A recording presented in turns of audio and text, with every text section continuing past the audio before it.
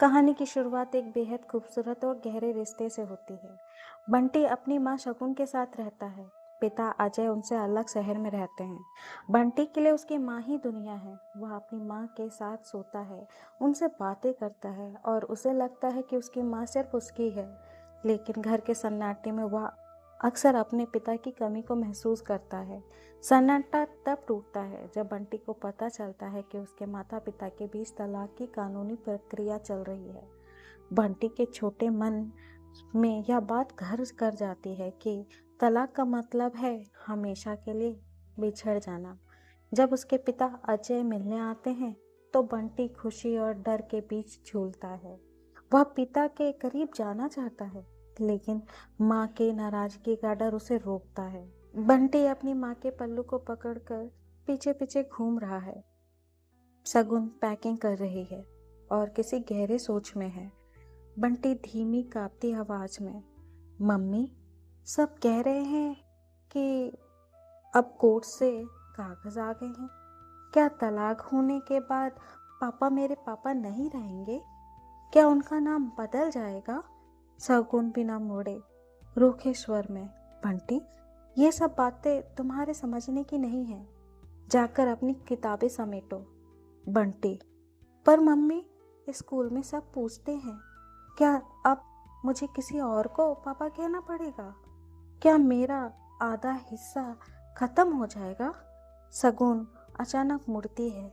आंखों में थकान और झुलझुलाहट है। बंटी, बस करो, तुम्हें समझना होगा कि हम सिर्फ तुम्हारे माता पिता नहीं हैं, हम अलग अलग इंसान भी हैं।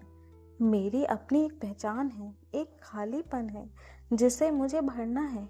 बंटी बड़ी बड़ी आंखों में आंसू भरकर, तो मेरी दुनिया में वो खालीपन होगा, उसे कौन भरेगा मम्मी? क्या मैं आपकी पहचान के बीच में एक रुकावट हूँ? शगुन गुस्से से नहीं, बल्कि बेबसी में आकर, रिश्ते जब बोझ बन जाए बंटे, तो उन्हें काट देना ही बेहतर होता है। तुम बड़े हो रहे हो, इस सच्चाई को जितनी जल्दी समझ लोगे दर्द उतना कम होगा। बंटी हकबकाते हुए, लेकिन मम्मी, रिश्तों को काटा जा सकता है, पर यादों का क्या? जो पापा ने मुझे गोदी में उठाकर घुमाया था, क्या वो पल भी अदालत ने छीन लिए? कहानी में सबसे बड़ा मोड़ तब आता है जब शगुन अपनी जिंदगी में आगे बढ़ने का फैसला करती है। कुछ महीने बाद शगुन ने डॉक्टर साहब से शादी कर ली है। बंटी अब एक नए आलीशान घर में है, जहाँ सब कुछ साफ सुथरा है, पर बंटी को वहाँ दम घुटता महसूस होता है। डॉक्टर साहब, बंटी बेटा, आओ अम्मी जोत के साथ मिलकर खाना खाओ, आज तुम्हारी पसंद की खीर बनी है। बंटी चुपचाप बैठा रहता है। मुझे भूख नहीं है, शगुन सख्ती से। बंटी, यह क्या बदतमीजी है? डॉक्टर साहब कितनी मोहब्बत से बुला रहे हैं, तुम्हें समझना होगा, हम सब एक परिवार हैं। बंटी अचानक फट पड़ता है। कैसा परिवार मम्मी? उस बिस्तर पर जहाँ कल तक सिर्फ मैं और आप सोते थे, वहाँ अब डॉक्टर साहब सोते हैं। यहाँ हर दीवार पर आपकी पसंद के रंग हैं। अम्मी और जोत मुझे अपने खिलौने छूने नहीं देते, क्योंकि वो उनके पापा ने दिए हैं। मेरे पापा कहाँ हैं मम्मी? क्या मैं आपकी इस नई पहचान के बीच में एक रुकावट हूँ?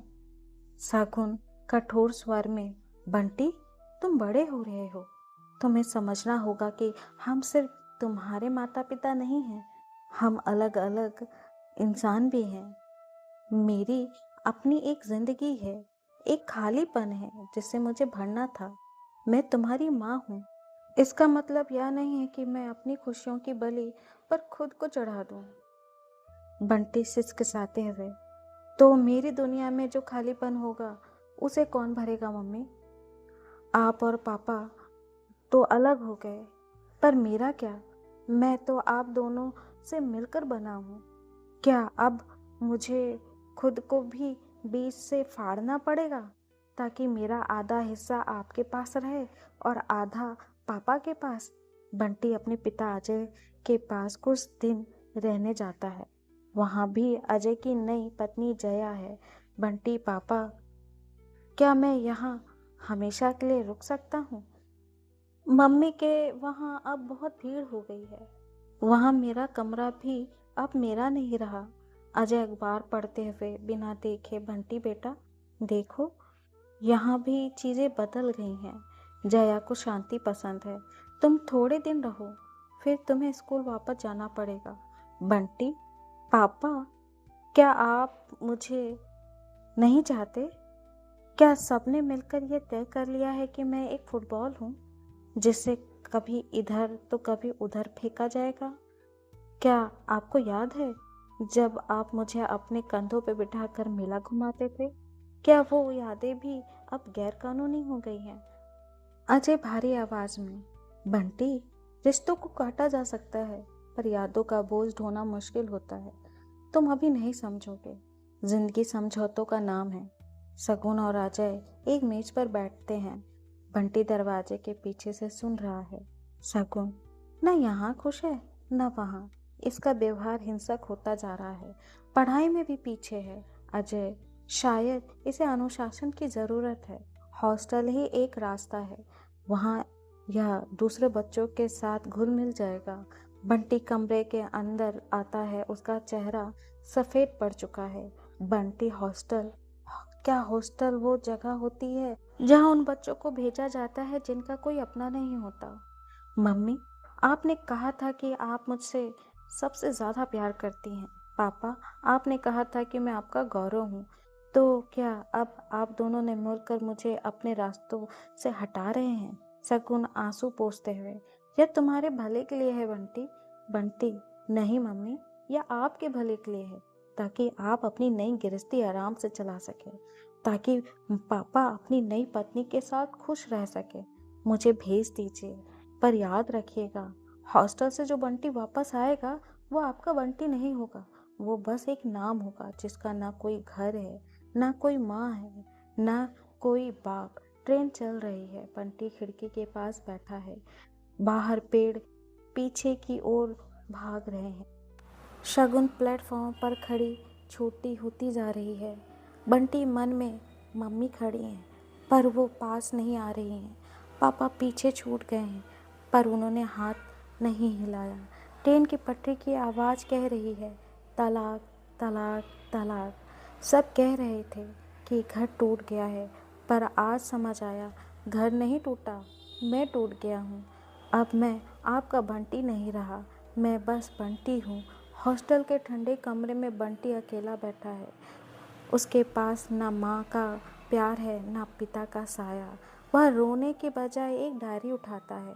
बंटी, अगर मेरी तकदीर लिखने का हक मेरे माता पिता ने खो दिया है तो अब अपनी पहचान मैं खुद लिखूंगा। आज से मैं किसी का टुकड़ा नहीं बल्कि खुद में एक पूरा इंसान हूँ। 15 साल बाद बंटी अब बच्चा नहीं रहा। वह एक मशहूर मनोवैज्ञानिक या एक बड़ा लेखक बन चुका है जो उन बच्चों के लिए काम करता है जिनके माता पिता अलग हो चुके हैं। बंटी का एक बड़ा सेमिनार चल रहा है। भीड़ में बुढ़ापे की ओर बढ़ती शगुन और कमज़ोर हो चुके अजय अलग अलग कोनों में बैठे हैं। वे अपने बेटे को देखने आए हैं जिसे उन्होंने सालों पहले त्याग दिया था। सेमिनार के बाद शगुन कांपते हाथों से बंटी के पास आती है। शगुन, बंटी बेटा, क्या तुमने मुझे पहचाना? मैं तुम्हारी मम्मी। बंटी के चेहरे पर एक शांत मुस्कान, लेकिन आंखों में गहराई। पहचाना क्यों नहीं? आप वही प्रिंसिपल शगुन है ना, जिन्होंने मुझे इंसान बनने की सलाह दी थी? देखिए, मैं बन गया, पर अफसोस मैं वो बंटी नहीं बन पाया जो आपके पल्लू के पीछे छिपता था। वो तो उसी दिन मर गया था जिस दिन ट्रेन प्लेटफॉर्म से छूटी थी। शगुन रोते हुए, मुझे माफ़ कर दे बेटा, मुझे अपनी गलती का एहसास बहुत देर से हुआ। डॉक्टर साहब के जाने के बाद मैं बिल्कुल अकेली हो गई हूँ। बंटी गंभीरता से, मम्मी, आपने कहा था कि हम सब अलग अलग इंसान हैं। आज मैं आपकी वही बात मान रहा हूँ। मैं आपसे नफरत नहीं करता, पर अब मुझे आपकी ज़रूरत भी नहीं है। मैं अपना खालीपन खुद भरना सीख लिया है। तभी अजय दूसरी तरफ से आते हैं। अजय बेटा, मुझे तुम पर गर्व है। क्या तुम एक बार घर आओगे? तुम्हारी छोटी बहन जया की बेटी तुमसे मिलना चाहती है। बंटी पापा, घर तो ईंटों से नहीं, यादों से बनता है। मेरा घर तो उसी दिन ढह गया था जब आपने मेरे ग्लोब को कचरा समझकर छोड़ दिया था। आज मेरे पास पूरी दुनिया है, पर उस दुनिया में अब आपका कोई कमरा नहीं है। बंटी उन दोनों को वही छोड़कर आगे बढ़ जाता है। वह एक छोटे बच्चे को गोद में उठाता है जो उसके पास में खड़ा रो रहा था। बंटी, घबराओ मत छोटे, तुम्हारी कहानी का अंत वो नहीं होगा जो दूसरों ने लिखा है। अपनी कलम उठाओ, हम नया इतिहास लिखेंगे। नमस्ते दोस्तों, आपको यह कहानी कैसी लगी? कमेंट करके ज़रूर बताइएगा। और ऐसी नई कहानी सुनने के लिए हमारे चैनल को सब्सक्राइब ज़रूर करें और लाइक और शेयर भी। आपके लाइक और शेयर से हमें मोटिवेशन मिलता है और एक नई कहानी लाने के लिए भी प्रेरित करता है। आपने यह कहानी इतनी देर तक सुनी, इसका तहे दिल से धन्यवाद।